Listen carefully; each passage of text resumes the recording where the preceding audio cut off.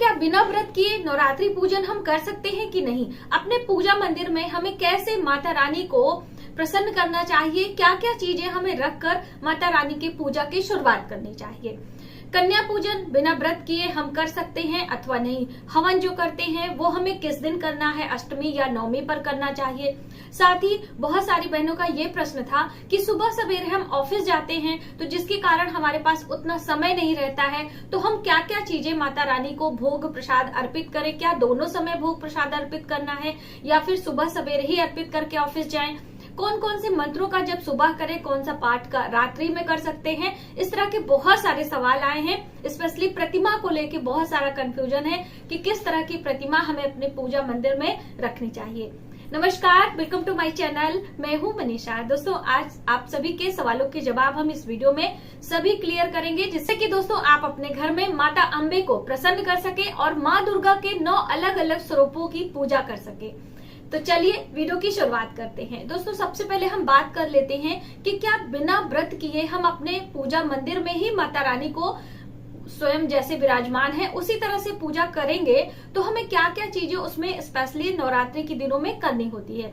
तो देखिए, बिल्कुल आप कर सकते हैं। आपका जो पूजा मंदिर है, बहुत सारे लोग दीवार में कटिंग हुई रहती है, उस पे अलमारी बनी रहती है, उसी पे अपने देवी देवताओं को विराजमान करते हैं। हम सभी अपने घर में इस तरह से करते हैं। तो वहीं पर जो माँ दुर्गा की प्रतिमा है, आप एक नारियल जो होता है, पानी वाला नारियल हमें इस्तेमाल करना चाहिए। उसमें मौली का धागा बांधकर और एक किसी बर्तन में करके आपको रख देना है और उसपे हल्दी कुमकुम का तिलक लगा देना है। आप चाहे तो एक चुनरी भी आप पहना सकते हैं। इस तरह से करके एक सादे पात्र में यानी एक लोटा जल रखकर आप पूजा की शुरुआत कर सकते हैं। आप वहां पर माता रानी के कोई भी पाठ कर सकते हैं। आप माता रानी के मंत्रों का जप कर सकते हैं। आप हल्दी कुमकुम का तिलक करके माता रानी को भोग लगाएं।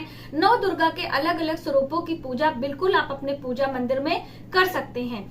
दोस्तों, दीपक जलाना ना भूलें। आप कोई भी पूजा करें, कहीं भी करें, लेकिन एक छोटा सा दीपक आप जितनी देर पूजा करेंगे उतनी देर आपका जलना चाहिए। दोस्तों, आप कुछ भी नहीं करना चाहते हैं, ना कलश रखना चाहते हैं, ना हम अलग से चौकी लगाना चाहते हैं, लेकिन फिर भी आप चाहते हैं कि हम अखंड दीप लगाकर पूजा की शुरुआत करें इन माता के 9 दिनों में। तो अखंड दीप किस दिन लगाना है? तो देखिए, आप पहले दिन से भी लगा सकते हैं, दूसरे दिन से भी लगा सकते हैं। आप 24 घंटे के लिए लगा सकते हैं, आप पूरे 9 दिन का लगा सकते हैं। ये आपकी कामना और आपके समय के ऊपर निर्भर करता है। तो ये चीज आप समझ लीजिए। अब रही बात भोग प्रसाद की कि कितनी बार आपको भोग लगाना है, तो माता रानी हमारे घर आई हैं, हमारी मनोकामना पूर्ण करेंगी, माता रानी का स्वागत है, तो इसलिए हमें दोनों समय आप कोशिश करें, पूजा करें, दोनों समय भोग लगाएं, दोनों समय बैठकर आपको पाठ करना है। इन केस यदि आप ऑफिस जाते हैं, आपके पास बहुत सारा काम है, तो सुबह सवेरे उठकर आप माता रानी को स्नान करा दें, पुष्पों से श्रृंगार कर दें, हल्दी कुमकुम का तिलक कर दें, एक छोटा सा दीपक लगा दें, धूप दीप दिखाते हुए कुछ भी मिश्री और पंचमेवे का कोई ऋतु फल का भोग लगाकर माता रानी को प्रणाम कर लें। उसके बाद आप अपना काम करें। रात्रि के समय जब आपके पास समय होता है, आप आए, स्नान ध्यान करके शुद्ध साफ वस्त्र पहनकर आराम से आसन लगाकर आप कोई भी पाठ कर सकते हैं। दुर्गा चालीसा का पाठ, दुर्गा सप्तशती का पाठ, अर्गला, कवच, कीलक, कुछ भी एक करके आप मंत्रों का जप कर सकते हैं। तो इस तरह से आप माता रानी के 9 दिन जो अलग अलग स्वरूपों की पूजा की जाती है, उनकी कृपा आप ले सकते हैं। दोस्तों, माँ दुर्गा की पूजा करने से हमें शक्ति, बल प्रदान होता है, मानसिक रूप से भी और आप शारीरिक रूप से भी सशक्त होते हैं। इसलिए माँ अम्बे की पूजा स्पेशली महिलाओं को जरूर करनी चाहिए। अक्सर आपने देखा होगा, जो लोग आर्मी में होते हैं, जो लोग जो है पुलिस ऑफिसर वगैरह, सभी माँ दुर्गा की आराधना करते हैं। देवी शक्ति की पूजा वो जरूर करते हैं। वैसे तो हनुमान जी की पूजा बलशाली लोग, मतलब कि जो वैसे लोग होते हैं वो करते हैं, लेकिन आंतरिक शक्तिशाली बनना है तो आपको माँ दुर्गा की पूजा जरूर करनी चाहिए। वहीं पर यदि आप अपने घर में माता रानी की चौकी लगाकर, कलश लगाकर, जवारे लगाकर, दीप लगाकर पूजा करने चाहते हैं तो बिल्कुल आप कर सकते हैं। वो सारी जानकारी मेरे चैनल पर है, आप देख लीजिए। दूसरा सवाल है कि क्या हम अपने घर से, यानी कि जब हम अपने घर में चौकी नहीं रख रहे हैं, कलश नहीं रख रहे हैं, सिर्फ पूजा ही कर रहे हैं, तो क्या हम अपने घर को छोड़कर कहीं 1-2 दिन के लिए किसी और काम से जाना पड़ रहा है, अपने शहर को छोड़ के जाना पड़ रहा है, तो क्या हम जा सकते हैं कि नहीं? बिल्कुल आप जा सकते हैं। आप अपने मंत्रों को, आप अपने पाठ को कंटिन्यू करना चाहते हैं तो आप अपने साथ में वो सारी पुस्तकें लेकर जाएं और वहीं पर कहीं भी बैठकर आप मंत्रों का जप कर सकते हैं।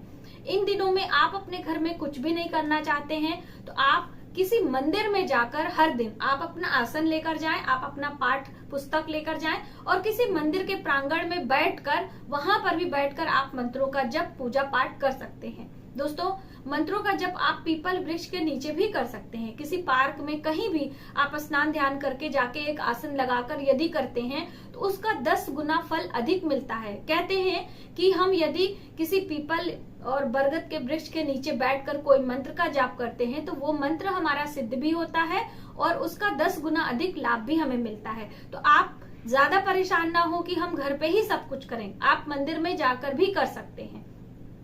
आप माता रानी के लिए अष्टमी तिथि पर एक श्रीफल का भेंट ले जाएं, लेकिन वो श्रीफल आपको तोड़ना नहीं है, क्योंकि अष्टमी तिथि पर नारियल तोड़ना और नारियल का सेवन करना वर्जित माना जाता है। तो आप इस चीज का ध्यान दें। इन 9 दिनों में हम माँ के 9 अलग अलग स्वरूपों की पूजा करते हैं। तो बहुत सारी बहनें पूछ रही थी कि हम कन्या पूजन कब करें। तो वैसे तो हम बात करें तो अष्टमी और नवमी के दिन कन्या पूजन का विधान है, लेकिन आप चाहें तो हर दिन एक एक कन्या खिला सकते हैं और हर दिन आप एक एक कन्या बढ़ाकर भी खिला सकते हैं, यानी पहले दिन 1 कन्या, दूसरे दिन 2 कन्या, तीसरे दिन 3 कन्या, इस तरह से भी खिला सकते हैं। कन्या पूजन की सभी डिटेल में जानकारी हमारे चैनल पर है, तो आप जाकर देख सकते हैं। तो हम बात करते हैं दोस्तों प्रतिमा के बारे में, यानी कि फोटो के बारे में। बहुत सारी बहनों को कंफ्यूजन है। तो देखिए, प्रतिमा, एक बहन ने प्रश्न किया था कि मैम आपने जो पिक्चर दिखाई है वो माँ दुर्गा शेर की सवारी करते हुए बैठी हैं और हमारे जो पिक्चर है उसमें माँ दुर्गा शेर की सवारी में खड़ी हुई हैं, तो हम ये प्रतिमा अपने पूजा मंदिर में रखें अथवा नहीं? तो देखिए, जब हम बैठे और खड़े की बात करते हैं ना, तो ये माँ लक्ष्मी जी के लिए कोई नियम है। माँ दुर्गा की प्रतिमा चाहे बैठी हुई हो चाहे खड़ी हुई हो, आशीर्वाद की मुद्रा में होना चाहिए। दूसरी अहम बात, जो महिषासुर मर्दनी, यानी महिषासुर जो राक्षस था उसका वध करते हुए जो माँ क्रोध में है, वो वाली प्रतिमा आपको अपने घर में नहीं रखनी चाहिए। बहुत सारी बहनें धातु की मूर्तियां, यानी कि मार्बल की या फिर चीनी मिट्टी की या फिर सोने चांदी की मूर्तियां रख रही हैं, तो उनका पूजन करने का अलग विधान है। तो वो कह रही थी बताने को। तो देखिए, पहले दिन जब आप स्थापना करोगे तो उस दिन आपको पंचामृत, कच्चे दूध, दही, घी, शक्कर से स्नान कराकर, अच्छे से जल से स्नान कराएं, पोंछ कर माता रानी का श्रृंगार करते हुए आपको स्थापना करना है। उसके बाद जब आप विसर्जन करोगे उस दिन भी आप ये स्नान जो पंचामृत का है वो कर सकते हो, लेकिन हर दिन सिर्फ भाव से आपको स्नान ध्यान कराकर माता की पूजा करनी होती है। हो सके तो सिर्फ कागज की प्रतिमा ही रखें। मार्बल की प्रतिमा हमारे लिए उतनी शुभ नहीं होती है, क्योंकि उसके पूजन का अलग विधान होता है जो कि मंदिरों में किया जाता है। घर में उतनी चीजें हम नहीं कर पाते हैं। तो इस तरह से इन छोटी छोटी बातों का ध्यान रखते हुए आप माता रानी के 9 स्वरूपों की पूजा करें। नवरात्रि के दिनों में व्रत, उपास, पूजा अर्चना जो भी आपसे बन पड़ता है आप करें जरूर। दिन में करें, रात्रि में करें, कभी भी करें, लेकिन ये महत्वपूर्ण दिन होता है तो आप इन्हें ऐसे खाली ना जाने दें। आज की वीडियो में बस इतना ही।